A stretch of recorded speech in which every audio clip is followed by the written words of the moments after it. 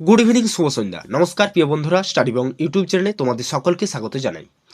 Class শুরু করার পূর্বে তোমরা যারা চ্যানেলটিকে সাবস্ক্রাইব করোনি তারা চ্যানেলটিকে সাবস্ক্রাইব করে নাও এবং যতটা পারো শেয়ার করে দাও। তাহলে শুরু করা যাক আজকের ক্লাস। আজ মিক্সড ম্যাথ ক্লাস। তো দেখে নাও কি রয়েছে। একজন ব্যক্তির কিছু পথ হেঁটে যেতে এবং সাইকেলে ফিরতে ফিরতে এটা 3 ঘন্টাও না, 3 ঘন্টা 45 মিনিট সময় লাগে এবং ওই সাইকেলে যেতেও ফিরতে সময় লাগে 2 ঘন্টা না, আড়াই ঘন্টা আড়াই ঘন্টা আড়াই ঘন্টা হ্যাঁ, আড়াই ঘন্টা যেতেও ফিরতে সময় লাগে। তাহলে তাহলে ফিরতে কত সময় লাগে? হেঁটে যেতেও ফিরতে কত সময় লাগবে? ঠিক আছে, তো আমরা অঙ্কটা করে নেব। 3 ঘন্টা 45 মিনিট যেতে আসতে এবং ফিরতে আড়াই ঘন্টা সময় লাগে। তাহলে দ্বিগুণ পথ হেঁটে যেতেও সাইকেলে ফিরতে কত সময় লাগবে? দ্বিগুণ পথ হেঁটে যেতে এবং সাইকেলে ফিরতে কত সময় লেগেছে? 3 ঘন্টা 45 মিনিট যেতে। তাহলে 3 ঘন্টা একটু প্রবলেম হচ্ছে, 3 ঘন্টা 45 মিনিট, তাই তো?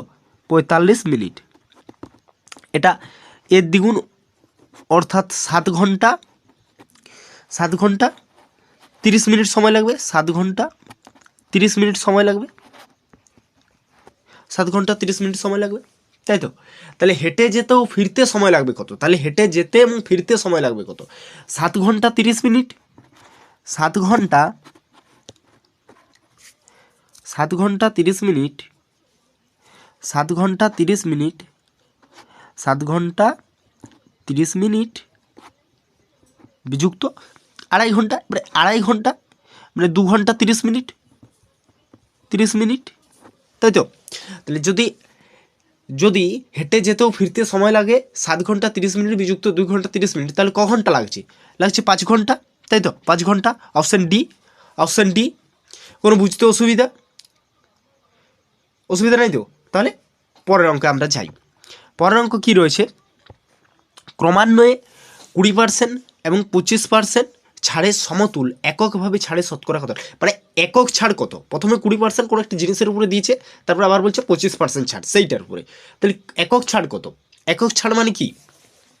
একক ছাড়ের সূত্রটা মনে আছে? এক্স প্লাস ওয়াই বিযুক্ত এক্স ওয়াই বাই 100, তাই তো? এই সূত্র। তাহলে কত লেগেছে? 20%। প্রথম ছাড় কি? 20%। তাহলে আমি লিখি 20%। 20% 20% প্লাস কি 25%, দুবার তো দিচ্ছে না, বিযুক্ত 20 ইন্টু 25 বাই কি 100, তাই তো? 25 4 100, 4 5 20, আর এদের 20 মানে 45 বিযুক্ত 5 সমান কত? 40%। Option D 40%। Option D 40%। বুঝতে পারা গেছে? কোনো অসুবিধা নেই। তাহলে আমরা পরের অঙ্কটাই যাই। পরের অঙ্কটা কী বলেছে? দুটি সংখ্যা যোগফল ও বিয়োগফলের অনুপাত 5:3। তাহলে সংখ্যা দুটির অনুপাত কত? এই অঙ্কটা তুমি দেখো, আমি আগের যে ক্লাস করেছি এই আগের ক্লাসও কিন্তু এই রিলেটেড অঙ্ক ছিল। তো তুমি যদি আগের ক্লাসটা করে থাকো তাহলে কিন্তু এই অঙ্কটা করার পক্ষে কোনো কিচ্ছু না, একদম তুমি সহজে অঙ্কটা করতে পারবে। তো দেখে নাও তো কী বলেছে? দুটি সংখ্যা যোগফল এবং বিয়োগফল। যোগফল কত? 5। যোগফল কত? 5, তাই তো? আর বিয়োগফল কত? আরে এটাকে 5 আর এটাকে 3 ধরি, 5/3। তাহলে 5 যুক্ত 3 ডিভাইডেড বাই 2, 5 আর 3 কত? 8, 8 ডিভাইডেড বাই 2 অর্থাৎ কত? 4। তাহলে একটা সংখ্যা, বড় সংখ্যাটা কত? 4। ছোট সংখ্যা কত? ছোট সংখ্যা 5 বিযুক্ত 3 ডিভাইডেড বাই 2, তার মানে কত? 2 ডিভাইডেড বাই 1, 1। তাহলে 1, ছোট সংখ্যাটা যদি 1 হয়, ছোট সংখ্যাটা 1 এবং বড় সংখ্যাটা 4, তাহলে তাদের অনুপাত কত হবে? 4:1। Option C 4:1। Option C 4:1। বুঝতে কোনো অসুবিধা আছে? কিচ্ছু নেই। তাহলে পরবর্তী অঙ্কে আমরা যাই। তো পরবর্তী অঙ্কটা কি বলছে? একটি সংখ্যাকে 10% বাড়িয়ে 10% কমানো হলো, তাহলে সংখ্যাটি কত? যখন এইরকম অঙ্ক আসে তখন কি করতে হয়? প্রথমে দেখো 10% বেড়েছে, মানে 100 টাকা কোনো একটা জিনিসের দাম, তারপর কী হচ্ছে? সেটা 10% বেড়ে 110 হয়েছে। এবার 110 টাকা 10% কমাতে হবে। 110 টাকা 10% কমিয়ে দেখাও। তুমি এভাবে করতে পারো, কিন্তু আমি যেটা বলবো সেটা আরও সহজ। 10% কী হয়েছে, বেড়েছে। তাহলে তুমি যেটা লিখবে 10% বেড়েছে কত, 100 টাকার উপরে 10% বেড়েছে। এই 10% একবার বেড়েছে, আবার কী হয়েছে, ওই 10% আবার কমে গেছে। তাহলে এই 10-এর স্কোয়ার করে দাও, 10-এর স্কোয়ার করে দাও, সমান কত, 10 10-এ 100 ডিভাইডেড বাই 100। তার মানে কি 1% কী হয়েছে, লস হয়েছে, হানি হয়েছে, তাই তো। 1% কী হয়েছে, কমেছে, 1% কমেছে, অপশান সি। 1% কমে গেছে, মানে তুমি 100 টাকার জিনিসটা 110 হলো, 110-এর তুমি 10% করো, কত আসছে, দেখো 1% লস হবে, 1% কী হবে, লস হবে। পরবর্তী অঙ্ক, পরবর্তী অঙ্ক কী বলছে, কোন ক্ষুদ্রতম পূর্ণবর্গ সংখ্যা, কোন ক্ষুদ্রতম পূর্ণবর্গ সংখ্যা 8 12 16 20 দ্বারা বিভাজ্য। 8 12 16 20 দ্বারা বিভাজ্য। তো 8 12 16 20 লসাগু কত হয়, 8 12 16 20 লসাগু কত হয়, করে দেখো কত হয়। 8 12 16 20 লসাগু হচ্ছে এলসিএম কত, এক সেকেন্ড, এলসিএম কত, এলসিএম কত, এলসিএম হচ্ছে 240, তাই তো, 240 করে দেখো, 240 প্রবলেমই করছে, 240, তাই তো। তাহলে এলসিএম 240। তাহলে এবার 240কে তুমি দুটো সংখ্যা ভাগ করো, 240 মানে হচ্ছে 15 গুণিত 16, তাই তো, 15 গুণিত 16, 15 গুণিত 16, 15 গুণিত 16। তাহলে 16 মানে কি, 16 মানে 4 স্কোয়ার, তাই তো, 16 মানে হচ্ছে কি 4 স্কোয়ার, 4 স্কোয়ার। তাহলে একটা হচ্ছে 4 স্কোয়ার আর একটা কি 15, তাহলে একটা 4 স্কোয়ার একটা 15। তাহলে পূর্ণবর্গ সংখ্যা কি, পূর্ণবর্গ সংখ্যা হচ্ছে 240, 240 ইন্টু কি 15, 240 ইন্টু 15, তাহলে সংখ্যাটা কত, 3600। 15 × 240 3600, অপশান সি, অপশান সি। বুঝতে পারা গেছে, যদি বুঝতে পারা যায় তাহলে পরবর্তী অঙ্ক। তাহলে পরবর্তী অঙ্ক কী বলছে, 320 টাকার 64% কত, 320 টাকার 64% না, 320 টাকার তুমি করো, 320 টাকার 64% করো, এটা কত হচ্ছে দেখো, 320 টাকার 64% কত আছে দেখো, কিন্তু এটা টাইম মিস্টেক আশা করি, 6 পূর্ণ 1-এর 4 হোক, 6 পূর্ণ 1-এর 4 হোক, 6 পূর্ণ 1-এর 4, 6 পূর্ণ 1-এর 4। তো 320 টাকা 6 পূর্ণ 1-এর 4, 64% হলে তোমরা এখনই করে দেবে, 6 পূর্ণ 1-এর 4।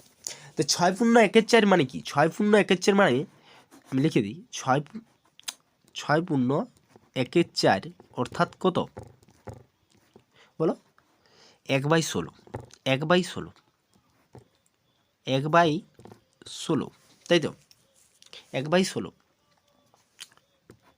একটা ভালো করে হয়নি, 1/16। তারপরে 320 টাকার 1/16 করো, কত আসছে, 16 30 2 32 20, অর্থাৎ 20 টাকা, অর্থাৎ কি 20 টাকা, অপশন এ। তোমরা 64% কত হচ্ছে 320 টাকার, ওটা কিন্তু কমেন্টের মাধ্যমে জানাবে। তাহলে পরবর্তী অঙ্কে আমরা যাই। পরবর্তী অঙ্ক কি বলছে, একজন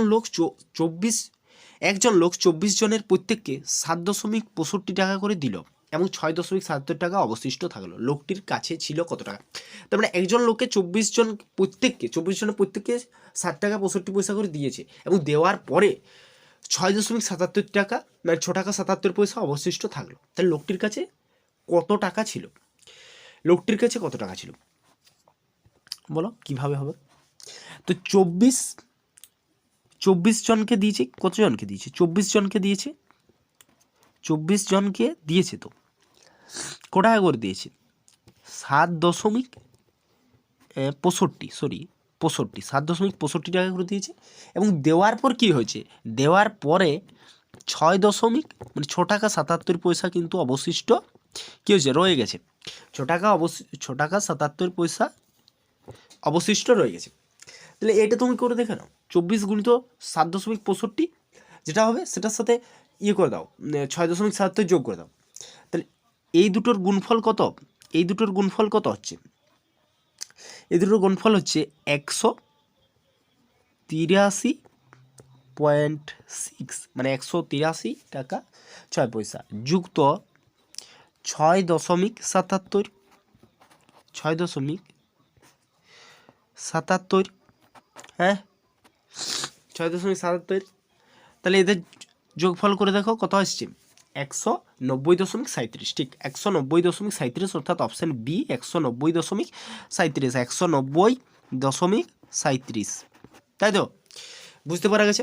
যদি বুঝতে পারা যায় তাহলে পরবর্তী অঙ্কে আমরা যাই। পরবর্তী অঙ্ক কি? পিতা ও পুত্রের বয়সের সমষ্টি 86 বছর।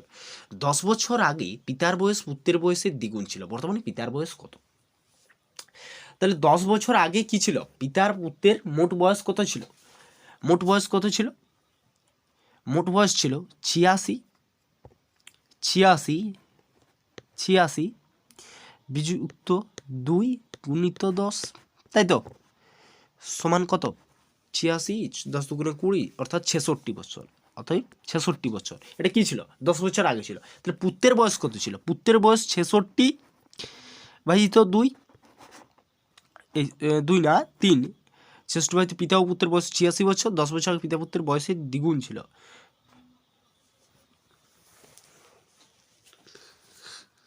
অর্থাৎ 22। তাহলে যদি 22 হয় তাহলে বর্তমানে পিতার বয়স কত ছিল? তাহলে পিতার বয়স কত ছিল? পিতার বয়স ছিল 22 গুণিত 2 প্লাস 10 বছর সমান কত? 44 যুক্ত 10, 44 10 হচ্ছে 54 বছর। কত বছর? 54 বছর। কত বছর? 54 বছর। অর্থাৎ অপশান ডি এখানে কিন্তু সঠিক উত্তর হয়ে যাচ্ছে। অপশান ডি এখানে কিন্তু সঠিক উত্তর হয়ে যাচ্ছে। তাহলে 10 বছর আগে পিতার বয়স মোট বয়স কত ছিল? পিতা এবং পুত্রের মোট বয়স ছিল 86 বিযুক্ত 2 গুণিত 10 অর্থাৎ 66 বছর। 86 বিযুক্ত 2 গুণিত 10 মানে 20 সমান 66 বছর। এবার পুত্রের বয়স 66 বিযুক্ত 3 সমান 22। তাহলে বর্তমানে পিতার বয়স কত? বর্তমানে পিতার বয়স 22 গুণিত 2 যুক্ত 10 অর্থাৎ 54, তাই তো। তাহলে পরবর্তী অঙ্কে আমরা যাই। পরবর্তী অঙ্ক কি বলেছে? পরবর্তী অঙ্ক দুটি সংখ্যার যোগফল 205, একটি সংখ্যা অপরটি থেকে 7 বেশি হলে মানে অপর সংখ্যাটি কত বা একটি সংখ্যাটা কত? দুটি সংখ্যার যোগফল 205, তাহলে একটা সংখ্যা কত? 205 বিযুক্ত 7, কি বলছে? 7 বেশি বিযুক্ত 7 ডিভাইডেড বাই 2, ওই আগের অঙ্কটার মতো। তাহলে 100 কি হচ্ছে? 205 7 198, 198 ডিভাইডেড বাই 2 অর্থাৎ কত? 99। তাহলে অপর সংখ্যাটা বা একটি সংখ্যা, এই একটি সংখ্যা, একটা সংখ্যা কত? 99, একটা সংখ্যা 99 আর বাকিটা পরবর্তী সংখ্যা। ঠিক আছে, বুঝতে কোনো অসুবিধা নেই। যদি কোনো জায়গায় বুঝতে অসুবিধা হয় তাহলে অবশ্যই কমেন্ট করে তোমরা কিন্তু জানাবে, দাগ নাম্বারটা দেবে যে এই দাগ নাম্বারে আমি অঙ্কটা বুঝতে পারিনি, তো সেটা তোমরা কমেন্টে জানাবে। তো ক্লাস কেমন লাগলো? ক্লাস যদি ভালো লেগে থাকে তাহলে অবশ্যই লাইক, কমেন্ট, শেয়ার এবং সাবস্ক্রাইব করতে ভুলবে না। আর আমাদের প্রতিটি ক্লাসের পিডিএফ পেতে নিচে ডেসক্রিপশন বক্সে দেওয়া টেলিগ্রাম লিঙ্কে গিয়ে জয়েন হয়ে যাও। সেখানে কিন্তু ফ্রি পিডিএফ তোমরা কিন্তু পেয়ে যাবে এবং প্র্যাকটিস করতে পারবে, যে প্রশ্নগুলি সেগুলি প্র্যাকটিস করতে পারবে। তাহলে আজ এই পর্যন্তই, পরবর্তী ক্লাসে আবার দেখা হবে।